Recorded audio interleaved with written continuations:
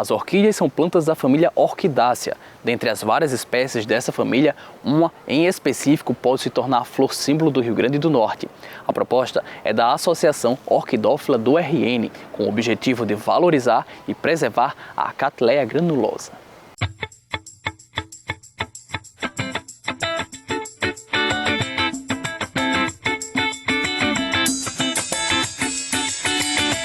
Essa planta pode ser encontrada em diversas localidades do Nordeste, mas o principal estado onde ela desabrocha é o Rio Grande do Norte. A Cattleya granulosa pode ser facilmente vista entre os municípios de Touros e Canguaretama, na faixa litorânea do estado potiguar. Com diferentes cores e variações, a mais comum é a tonalidade verde. Nossa orquídea mais representativa aqui do estado, do Rio Grande do Norte, o nome dela é Cattleya granulosa. Granulosa exatamente por esses grânulos que ela tem aqui nessa pétala especial chamada labelo. Essa aqui é uma variação cromática áurea, ou seja, ela tem essa coloração mais amarelada. Essa aqui já é uma outra variação cromática da nossa Cattleya granulosa, só que ela é uma variação cromática voltada para a coloração vermelho, entre o vermelho e o marrom. E essa planta aqui é a planta mais comum. Quando você fala em Cattleya granulosa, essa aqui é a coloração que mais se apresenta na natureza. A flor característica do estado cativa até mesmo aqueles que não nasceram no território potiguar. É o caso de Edson Matos, que desde muito novo é apaixonado por orquídeas. Atualmente, ele tem um orquidário que serve como cenário fotográfico. Eu sou natural do estado do Rio Grande do Sul, de Passo Fundo. Comecei a cultivar orquídeas com 10 anos. Eu sempre gostei, é uma área que sempre me apaixonou muito. E acabou que eu fui levando essa experiência ao longo da minha vida, fui aprendendo, inicialmente de forma mais empírica, como era o processo. É um cultivo baseado no estudo das plantas que são oriundas do estado, as plantas nativas, tá? Que foi introduzido para outras plantas exóticas dentro desse nosso clima aqui, o clima do litoral. O orquidário em si, ele teve, assim, ao longo da minha vida, ele teve várias etapas, né? Então, num primeiro momento, eu cultivava em casa e não era profissional. Eu estava tentando alçar um voo maior na parte profissional, mesmo assim em atividade paralela junto com a minha engenharia, junto com a parte de professor também, de física.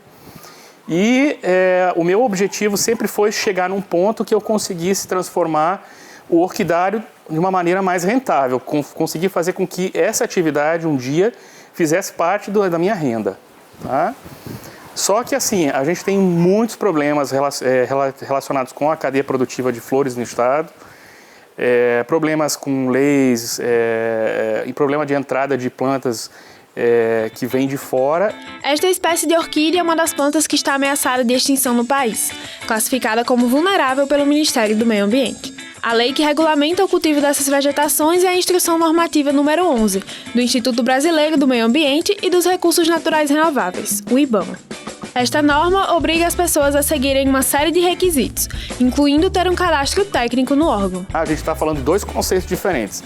Conservação seria o fato da planta ser multiplicada, de pessoas estarem multiplicando essa planta para que ela não entre em processo de extinção, para qualquer fim, seja para venda, para estudo, tá? E o processo de preservação seria a ideia de que a gente tem de deixar aquela planta na natureza para que ela, como sendo um patrimônio natural do estado, continue lá, né? Continue belezando a mata, continue cumprindo sua função ecológica.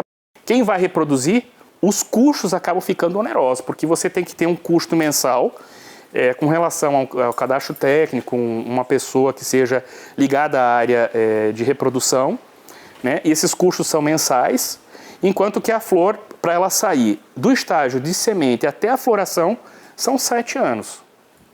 Né? Então isso em relação às orquídeas asiáticas, às orquídeas estrangeiras, acaba sendo uma barreira enorme, porque a gente vai ter um custo operacional muito grande para gerenciar a produção de plantas, em especial das nativas do Brasil, em relação à asiática, que a asiática não tem controle nenhum. O Rio Grande do Norte é um dos maiores produtores das orquídeas de espécie Cattleya granulosa, que floreiam por todo o Nordeste.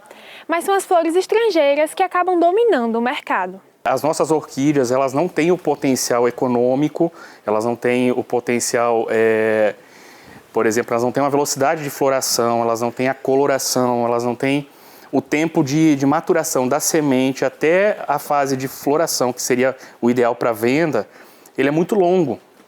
Então, quando você compara isso com outras orquídeas exóticas de origem asiática, você acaba tendo um prejuízo muito grande, porque a orquídea asiática ela tem uma cor mais atrativa, ela demora menos para atingir o estágio entre semente e floração e, consequentemente, ela é muito mais tem muito mais interesse econômico voltado para ela do que a nossa orquídea que floresce em condições normais 1 ou 2 vezes por ano. Né? As flores asiáticas, por exemplo, a gente já sabe que tem plantas que não param de florir. A produção de flores ela não é uma atividade que pode acontecer que o cliente toda hora entre em contato com a produção. A produção de flores ela é uma coisa mais delicada porque é sazonal. Você não vai ter sempre a procura, você praticamente consegue ter um bom nível de venda em determinadas épocas, como o Dia dos Namorados, como o Dia das Mães. E no restante do ano, essa demanda ela fica concentrada em eventos. A produção das orquídeas é um processo delicado, que necessita de tempo, espaço e dinheiro. Somente nesta produção, Edson chegou a gastar quase R$20 mil. Nessa parte aqui da produção, a gente tem justamente as plantas que foram recém-tiradas dos frascos no laboratório, né, um laboratório credenciado, e essas plantinhas elas passaram cerca a brotação dela dentro do cultivo in vitro, que só ocorre em laboratório, até chegar nesse estágio aqui foi em torno de 2 anos, 2 anos e meio. Então aqui são os bebês, e essa fase aqui é uma fase muito crítica, que a gente se chama uma fase de aclimatação, tá? E ela é realmente assim, ela vai marcar a diferença entre o meio de cultura que veio do laboratório para o ambiente normal. Pensando em todas as dificuldades, a Associação Orquidófila do Rio Grande do Norte propôs um projeto de lei para tornar a catileia granulosa a flor símbolo do estado.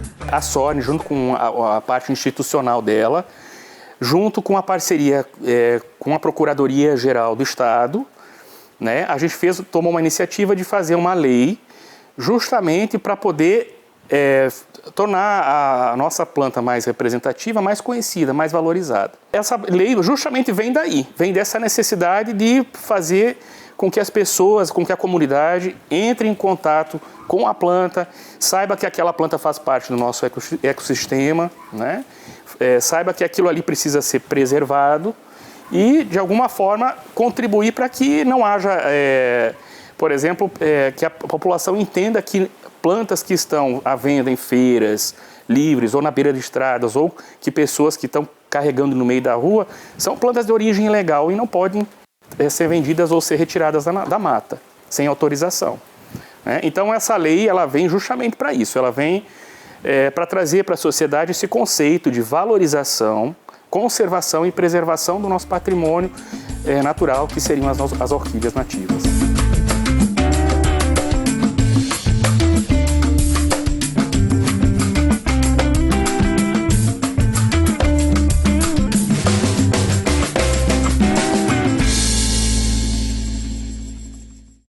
E chegou a hora de fitoterapia.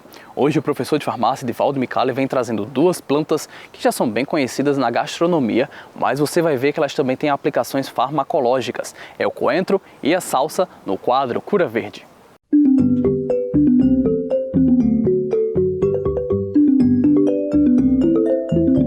Olá!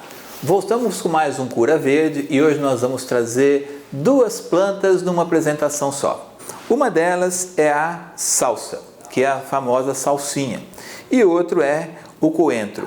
O coentro, as pessoas que se relacionam com o coentro é dividido em 2 grupos, aqueles que odeiam e aqueles que amam, né? Mas o que aproxima ou que distancia, na verdade, é o cheiro. Mas o coentro, pelo fato de ser amargo, ele tem a propriedade de aumentar o funcionamento do fígado, aumenta a produção de bile. Então o coentro melhora a digestão, o coentro tem a finalidade de reduzir colesterol, reduz glicose no diabetes.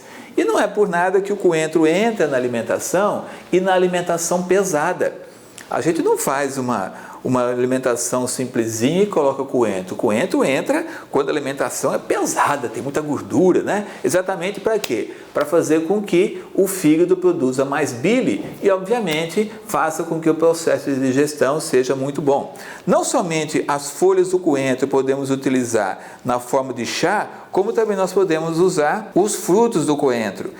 Além dessa finalidade de melhorar a digestão, o coentro também é um poderoso antioxidante, produz flavonoides que reduzem muito o envelhecimento celular. Efeitos colaterais praticamente não existem, a não ser nas pessoas que usam demais, vai produzir muita bile, e se tiver algum problema no canal que leva a bile até o intestino delgado, pode trazer um dano muito sério, por exemplo, um cálculo biliar. Vamos voltar aqui para outra planta, que agora nós temos aqui a salsa. Pode ser confundida com coentro, mas se você for verificar bem, a cor é bastante diferente.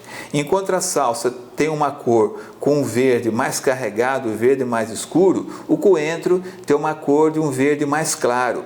As folhas do coentro, elas são mais arredondadas na sua extremidade, enquanto que a folha da salsa é mais triangular.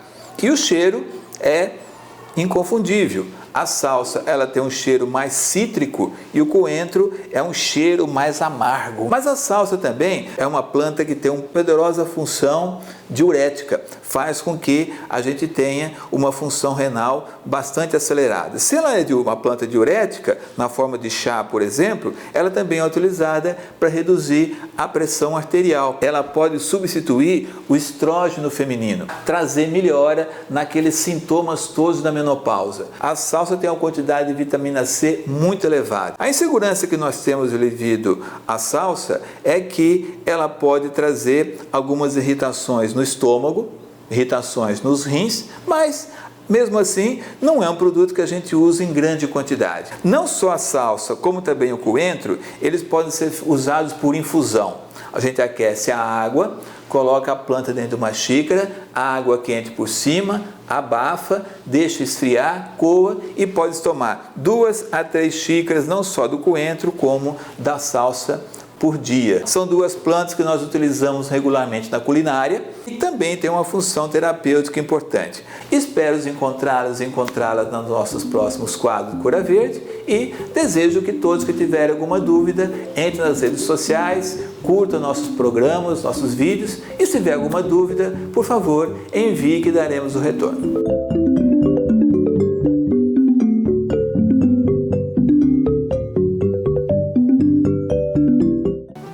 E é isso, o Tela Rural de hoje encerra por aqui. Mais uma vez foi um prazer ter a sua companhia, mas você já sabe que se quiser continuar com a gente é só acessar a nossa fanpage no facebook.com/telarural. Aproveite para rever as nossas entrevistas, reportagens e deixa lá a sua curtida e o seu comentário. A gente se vê novamente no Tela Rural da semana que vem. Tchau, tchau e até lá!